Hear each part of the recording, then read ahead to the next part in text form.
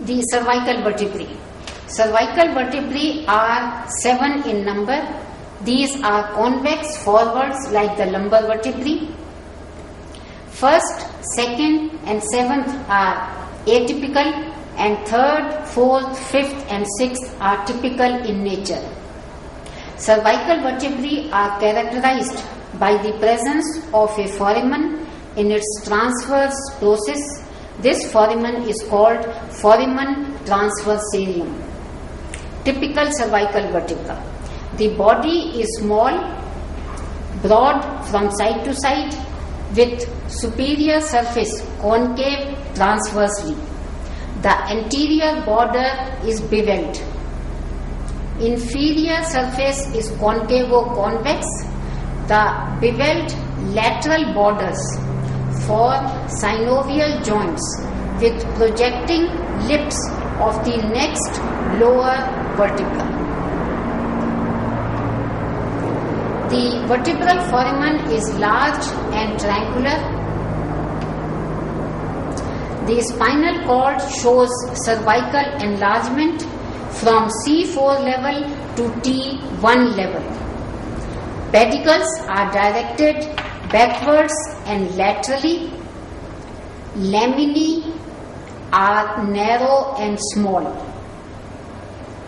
The articular processes, both superior and inferior, are flat. Transverse process comprise of an anterior root, posterior root, which end in tubercles, and the tubercles are joined by a costo-transverse bar. The costal element, equivalent to the rib of a thoracic vertebra, is represented by anterior root, costo-transverse bar, and a posterior tubercle. The posterior root is the true transverse process. The spine is short and bifid. The attachments.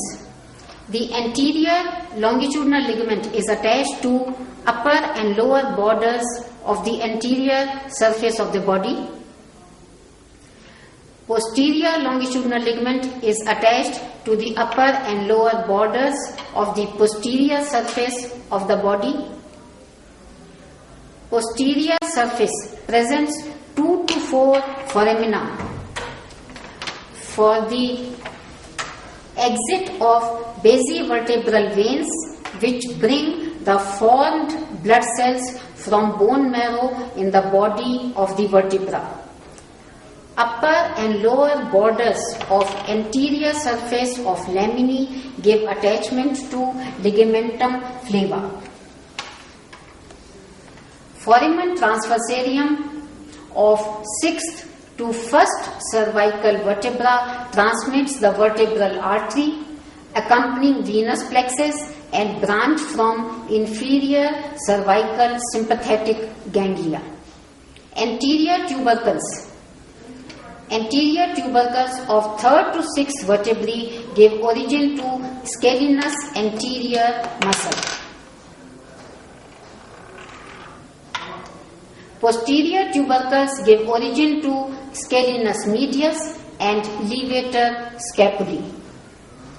And lastly, the spine gives origin to true muscles of the back like interspinalis and semispinalis.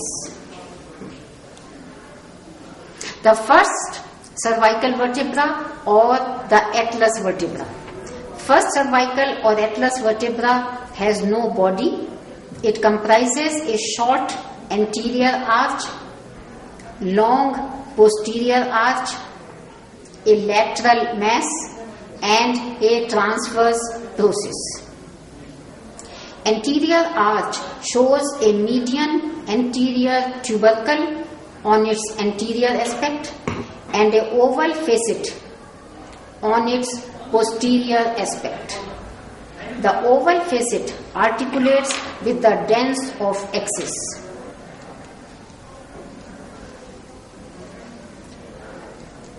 Long posterior arch shows a median tubercle on its posterior surface.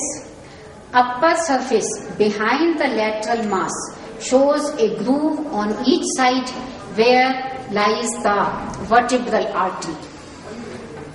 The lateral mass bears an obliquely directed, elongated superior articular facet and a circular, flat, inferior articular facet.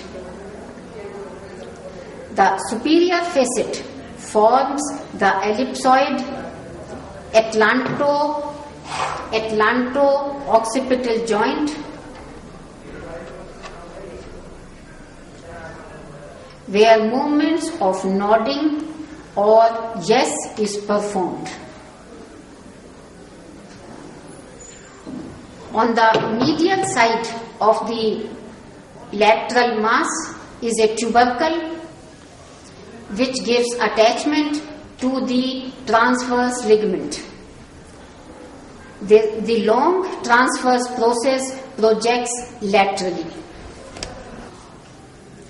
Attachments. The anterior tubercle gives attachment to upper end of the anterior longitudinal ligament. Upper border of anterior arch gives attachment to anterior atlanto-occipital membrane.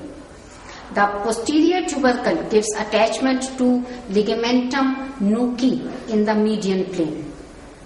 The groove on the posterior arch of atlas contains the third part of occipital artery. This is the area of suboccipital triangle.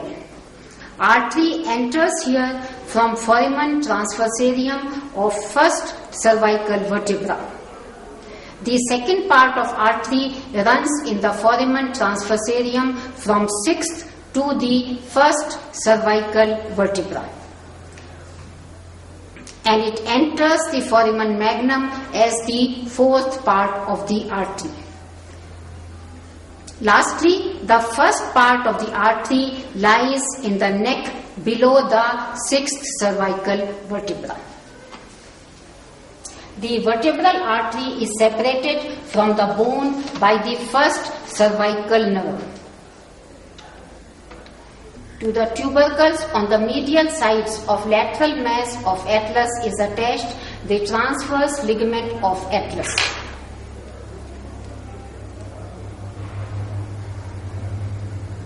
The transverse process gives attachment to some muscles of the suboccipital triangle. Second cervical vertebra.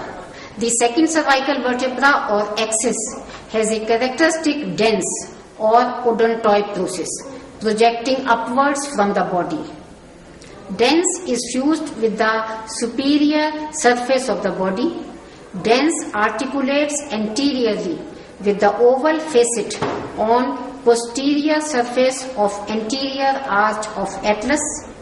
Posteriorly, it articulates with the transverse ligament of atlas attached to medial aspect of lateral masses.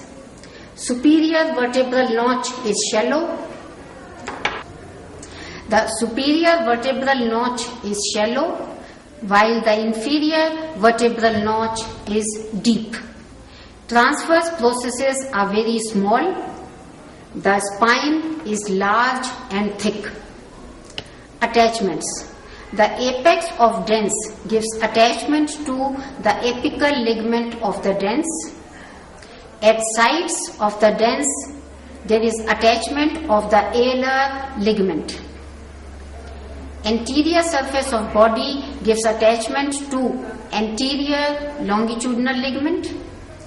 Posterior surface of body gives attachment to posterior longitudinal ligament, membrana tectoria, and vertical band of the cruciate ligament. The laminae gives attachment to ligamentum flava. Transverse process gives attachment to a muscle, the levator scapulae, and the spine gives attachment to the true muscles of the back. The seventh cervical vertebra. This vertebra has long spinous process and is called vertebra prominence. Spine is thick but is not bifid. Transverse processes are larger. Tip of the spine gives attachment to ligamentum nuchae and muscles of the back.